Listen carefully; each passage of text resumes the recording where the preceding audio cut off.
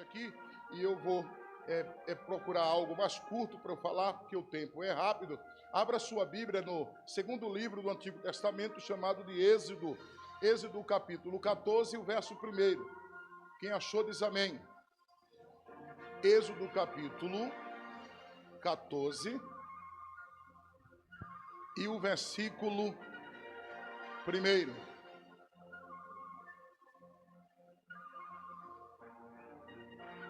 Gostei tanto do que ele falou, que vou pegar uma carona. Então está escrito assim, Êxodo capítulo 14, o verso 1. Disse o Senhor a Moisés: fala aos filhos de Israel que se voltem e se acampem diante de Pinhairote, entre Migdol e o mar, diante de Baal-Zefon, em frente dele assentarei o acampamento ao mar. Então Faraó dirá dos filhos de Israel: eles estão embaraçados no deserto. O deserto os encerrou. Quem pode dizer amém? Diga amém. Oh, glória! Irmãos, lemos um texto bastante popular da Bíblia Sagrada. E quando eu leio, eu muito me alegro, porque eu também já fui edificado neste dia através desse texto de Êxodo capítulo 14 e o verso 14, aonde ele leu. Se nós lemos atentamente como ele pregou neste dia, os textos mais populares aqui, os versículos mais populares aqui neste capítulo 14, é o versículo 13, que está explícito assim: não temais, estai quietos e vede o livramento do Senhor, que hoje vos trará, porque os egípcios que hoje viste, nunca mais o verás para sempre. E o outro popular versículo deste capítulo, e bastante lido, é o versículo 14, que diz assim: o Senhor pelejará por vós e vos calareis. Esse é o segundo versículo popular deste capítulo, mas também o verso 15 do capítulo 14 do Êxodo está explícito, e Deus fala a Moisés: porque clamas a mim, Moisés?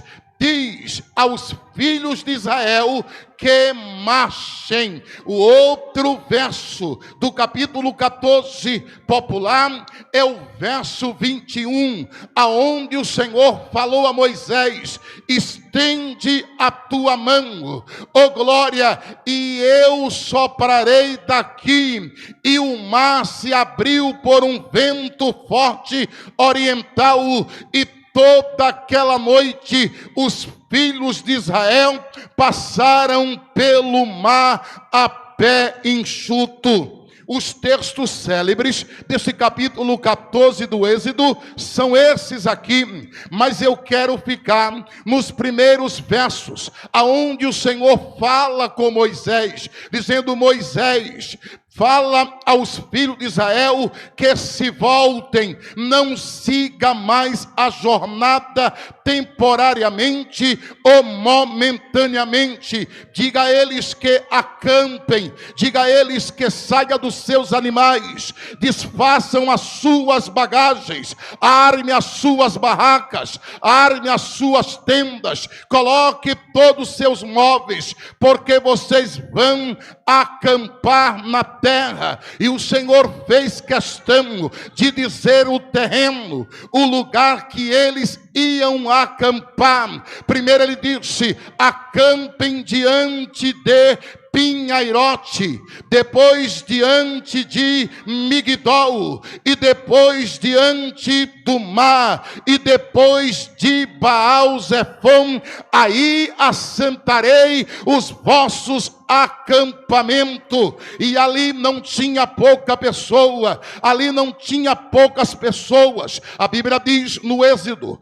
capítulo 12, e o verso 37, o número dos filhos de Israel que saíram em viagem de Râmeses até Sucote era um número de 600.000 homens de pé, fora mulheres e criança. Então ali tinha um total de quase 3 milhões de pessoas na igreja do pastor Moisés. Tinha quase 3 milhões de pessoas em pleno deserto. E o Senhor agora disse: Moisés, o povo não segue mais temporariamente, acampem aí e fique aí até a segunda ordem. Parece bonito, parece bem desenhado, a paisagem é linda. Aonde o Senhor mandou Moisés com a sua família e os seus liderados ali assentar acampamento. Pregador, me diga aonde é que eles estavam acampando, amando de Deus, do pastor dos pastores, do Senhor dos senhores, do Todo-Poderoso. E Moisés acatou a ordem e o pedido de Deus. O primeiro lugar, denominado Pinheirote, foi aonde Deus disse: acampem diante de Pinheirote. O nome é bonito, o nome se destaca, mas Pinheirote quer dizer lugar sem saída. Pinheirote quer dizer beco sem saída. Sabe o que Deus estava dizendo a Moisés? Moisés, diga ao povo, essas quase 3 milhões de pessoas em pleno deserto, que temporariamente eu estou deixando eles sem saída, eu estou deixando eles em um beco sem saída. Oh glória, mas pode ficar melhor. Aí o outro lugar aonde eles estavam acampados, perto de Pinheirote, é Migdol. O nome é lindo. Migdol parece nome de loja, Migdol parece nome de empresa, Migdol parece nome de marca de roupa, mas Migdol quer dizer lugar montanhoso, lugar de difícil acesso. Deus agora estava dizendo para aquela grande congregação, para aquele pastor e aqueles liderados: além de eu estar deixando vocês temporariamente em um beco sem saída, em uma rua sem saída, eu estou deixando vocês sem acesso, eu estou deixando vocês sem acesso. Mas agora, além de estar sem saída, além de estar sem acesso, ele disse: agora vocês estão diante do grande mar. O mar já é um obstáculo, o mar já é um empecilho, o mar já é uma provação. Ele está dizendo: estamos sem saída, estamos sem acesso, e vamos passar para onde? Que só tem água na nossa frente. Mas o negócio parece que ia piorar. Diante de Baal-Zefon. Baal-Zefon era um povoado, um povo, uma tribo que estava instalado naquela redondeza. Era um povo como se fosse canibais, homens e mulheres selvagens, que comia carne humana, ou vivo ou morto, ou vivo. Olha onde Deus permite muitas vezes que o seu servo, a sua serva, fique temporariamente em um beco sem saída, em um lugar sem acesso, e diante do mar sem barco, sem jet ski, sem iate, sem aparelhos para nadar, e ainda coloca pessoas perto da gente que quer nos comer vivo, que quer nos devorar, que quer nos destruir. Dá a entender entender que não é só o diabo, não é só Satanás, não é só o nosso adversário que fecha a porta, que deixa a gente sem saída e que deixa a gente correndo perigo. Deus também deixa os seus servos passar pelo beco sem saída. Pastor Flávio, Pastor Felipe, tem horas que estamos em uma encruzilhada e achamos que estamos sem Deus, abandonado, sem pai, sem mulher, sem parente, sem pastor, sem levita, mas é permissão de Deus. O propósito de Deus na vida deste povo era a nova, era Canaã terrestre, aonde mana leite e mel, aonde tem romã e tem uva. Se você quiser provar o de Deus, se prepare para o sem saída dele, se prepare para o sem acesso dele, se prepare para lidar de cara com o mar vermelho, se prepare para lhe encontrar com pessoas que querem te devorar ou vivo ou morto.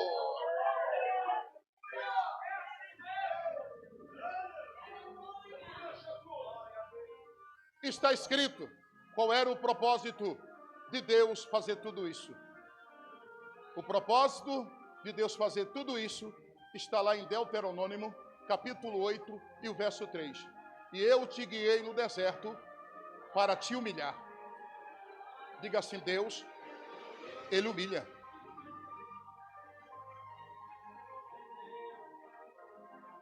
Tem horas que a gente precisa passar pela humilhação de Deus para um grande crescimento.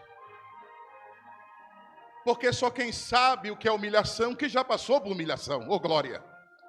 Só sabe, ô glória, o que é passar privação, é quem já passou por privação. Só entende de deserto quem já passou pelo deserto ou quem está caminhando pelo deserto. Só entende de porta fechada quem já viveu uma porta fechada. Só entende de enfermidade quem um dia já viveu enfermidade. Só entende de desemprego quem um dia viveu desemprego. Só entende o que era apontamento e calúnia quem já viveu apontamento e quem já viveu calúnia. Só entende de provação é quem já entrou na escola de Deus, a escola do deserto. Tem horas na nossa vida e na vida do servo do Senhor que Deus vem como uma professora implacável. Primeiro Ele não aprova, primeiro Ele dá a prova para depois dar a resposta. E Ele não aceita dos seus servos nota vermelha. No deserto Deus não anota, não recebe nota vermelha.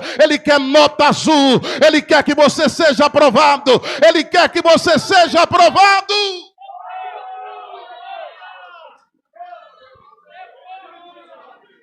Mas você pode estar dizendo: não é todos que Deus deixa sem saída diante de Pinheirote. Não é todos que Deus deixa diante de Migdol. Não é todos que Deus deixa diante do grande mar titulado de vermelho.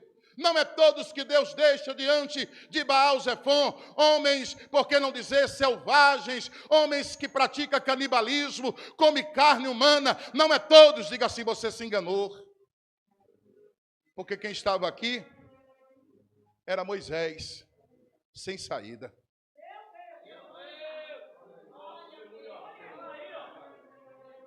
O homem formado em toda a ciência e cultura do Egito e provavelmente o sucessor de Faraó. Diga assim, não é pouca gente não.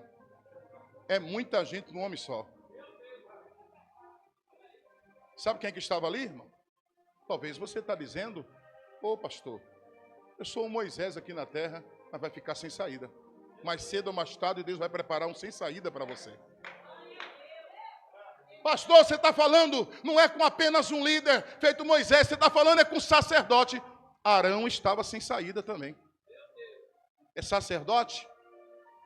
O profeta escuta de Deus e transfere para o homem, para os homens ou para as pessoas. O sacerdote ouve do povo e comunica a Deus. Então o sacerdote está sem saída também.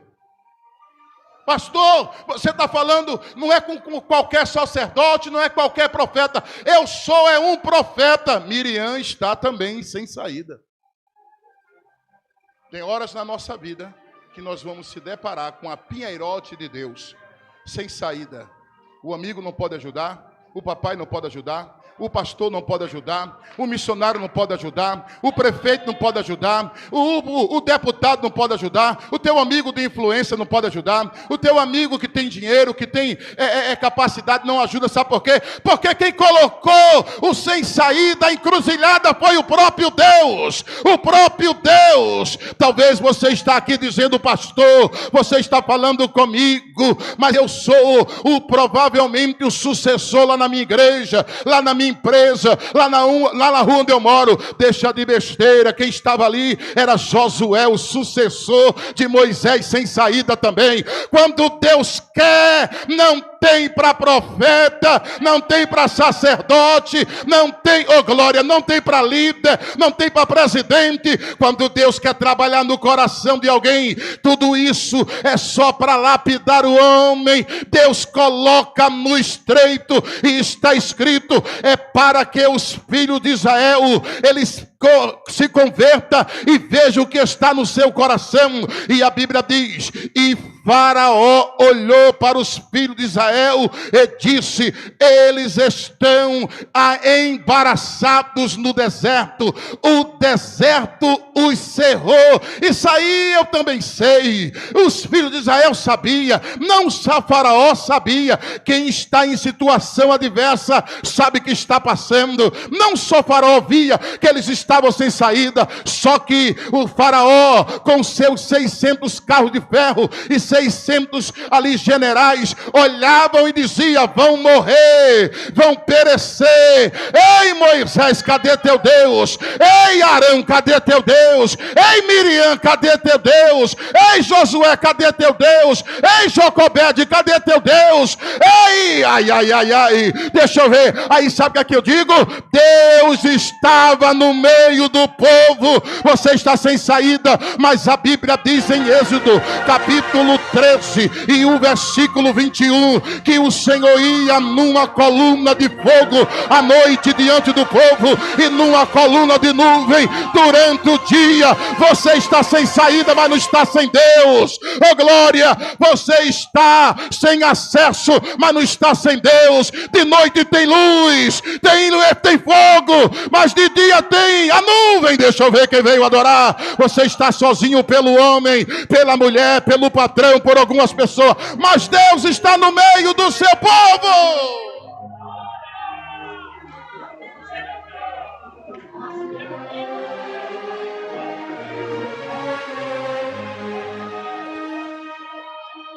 Quem olha para você, porque a visão até de alguns crentes que não conhecem Deus e vê uma pessoa sem saída, ou desempregado, ou enfermo, o primeiro pensamento é que Deus abandonou e que Deus não está com ele.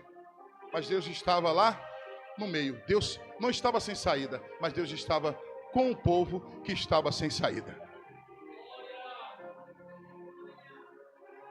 Eu vou ganhar tempo profetizando para você.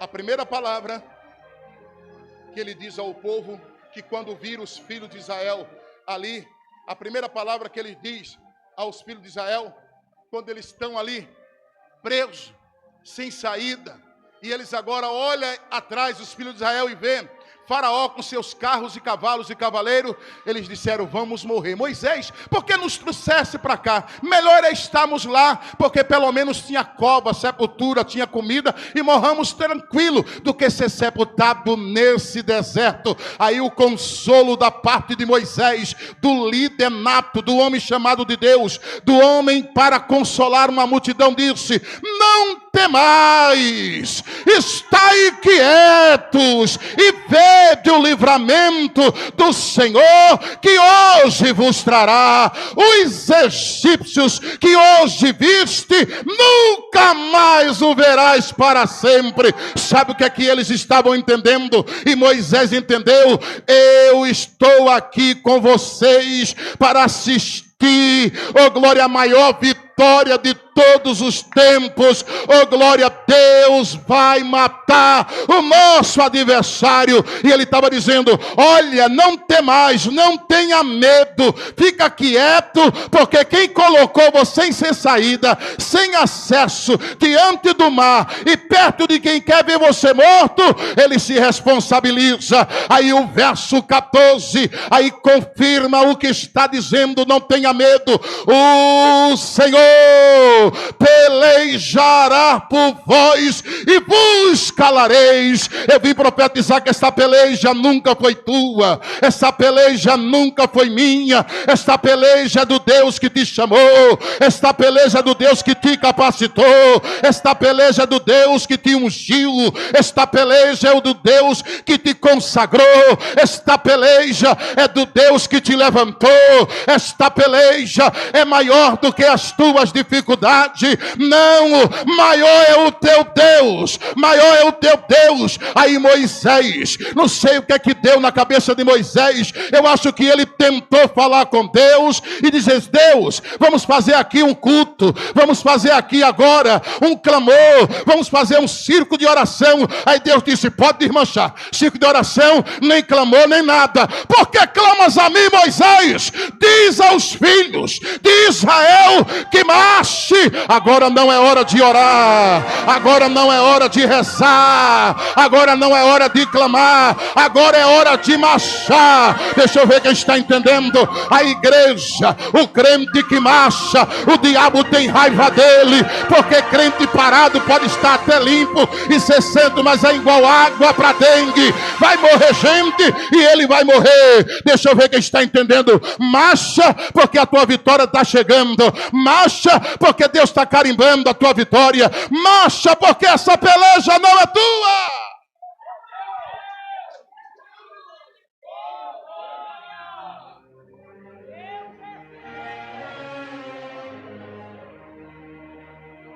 E ele,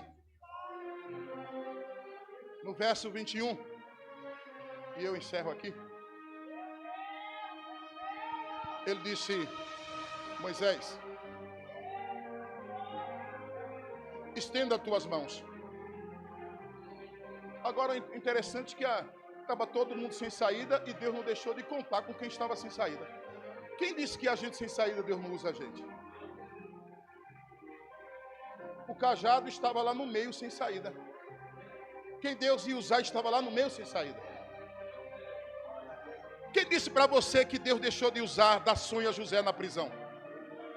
Quem disse para você que Deus, oh glória, não usou, oh glória, para edificar a fé, oh glória, de Nabucodonosor, Sadraque, Mesaque e Abednego, que mudou de ideia depois que viu a glória de Deus? Às vezes Deus vai ser glorificado na tua vida, não é com porta aberta, não é com acesso, não é o mar se abrindo, não, é dentro de uma fornalha, é dentro de uma cova de leões. Deixa eu ver quem está entendendo. Aí o que é que eu entendo? Ele disse: estenda as tuas mãos. E quando ele estendeu a mão, o Senhor soprou um vento forte oriental e as águas do mar se abriram, formando-se como duas paredes de água, uma do lado, outra do outro. E o que é que eu entendo aqui? O vento oriental, todas as vezes menos essa que apareceu na Bíblia, é um vento titulado de juízo. O vento oriental é um vento de juízo. Quando sabia-se que o vento oriental estava vindo, vai queimar a colheita, vai queimar a plantação, vai estragar as túnicas, vai acabar com as barracas. Só que aqui não. Deus disse: até o que é contrário, eu vou mostrar que eu sou com vocês. Oh glória, eu vou usar Faraó, eu vou usar Faraó para perseguir vocês. Oh glória, para que eu quero matar eles afogados, e vou usar o vento oriental. O vento sentido contrário para abrir a tua bênção, para abrir a tua passagem. Deixa eu ver quem está entendendo. E o que eu acho interessante é que não se abriu daqui da onde ele tocou para lá.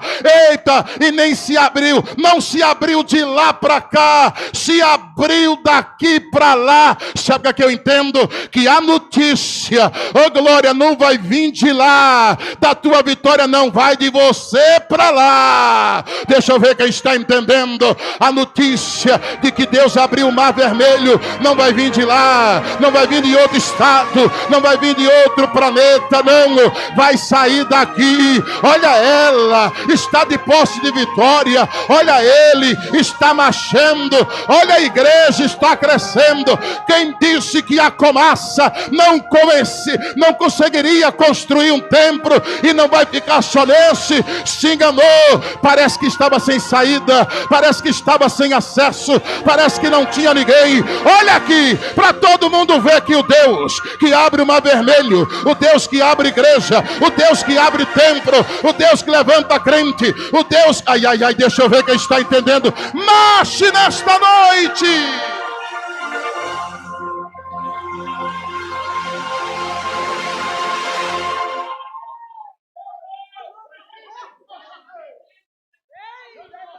Lembre-se que nessa jornada Deus vai lhe levar. Não basta só o deserto. Deus vai deixar você em Pinheirote, em um beco sem saída, temporariamente. Mas Deus também vai deixar você em Migdol, em um lugar sem acesso. Teu celular pode ser o melhor. Teu celular pode ser da marca mais avançada. Mas eu quero ver ele funcionar sem Wi-Fi, sem dados móveis e sem internet. Você tem muito valor, o valor está no celular. Mas Deus deixa você sem dados móveis e deixa você sem internet.